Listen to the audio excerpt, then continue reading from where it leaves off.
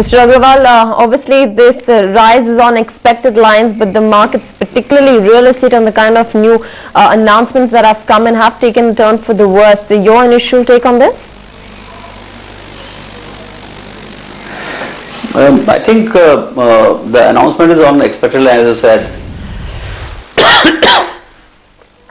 Real estate is somewhat singled out for tightening because the central bank is clearly worried about rising asset prices, particularly in real estate segment.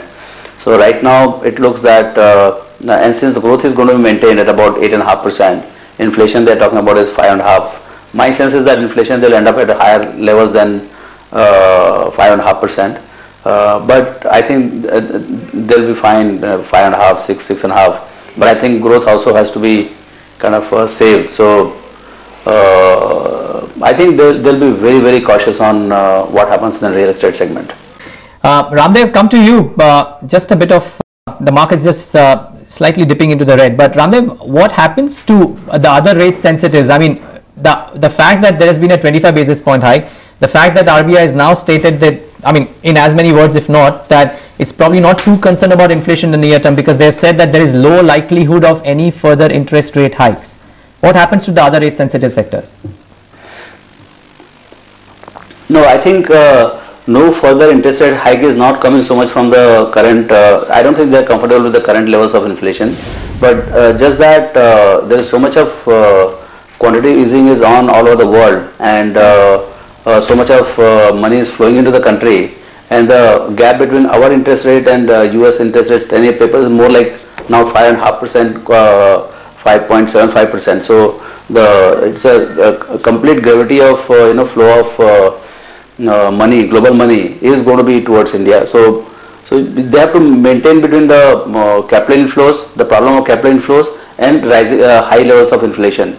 So I think they have decided that at current levels, the inflation is also at 5.5%, 6%. It's kind of not comfortable, but yet workable. And then they have to look at the inflow problem. So I think they're just walking through a middle path. Mr. Agrawal, just keeping it with that point itself, the RBI has said it will mitigate effects of volatile capital flows from here on, and the hikes are moderate enough not to actually disrupt the growth rate at which we are going forward from here. Just a word from you on the capital flows going forward from here? Yeah, I think capital flows is going to pick up because fresh this quantity easing is going to come up, and if you raise the interest rate here and the interest rate is expected to go down in US, in that case clearly the money flows at very rapid pace here, which will become problem from here onwards. So clearly the outlook for capital flows are very, very positive, and in fact uncomfortably positive, and it is inflationary also. So I think they have said that will not raise the interest rate, and let's hold it here and let's watch what happens going forward. All right.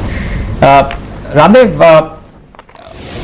we are at the cusp of a lot of key events happening over the next few days. I mean, RBI credit policy out of the way, QE2 day after tomorrow, Coal India listing, Diwali, so on and so forth. What's your sense of what we do on the broader markets here on for the next maybe 1 month, 3 months, or the next 2 quarters?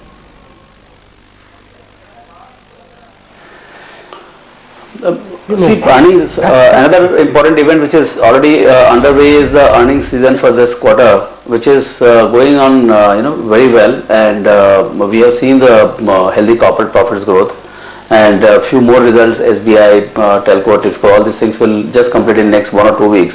So we'll come to know how the results have panned out. I think there are not any major disappointments. So earnings are pretty good. I mean, corporate India is in good shape.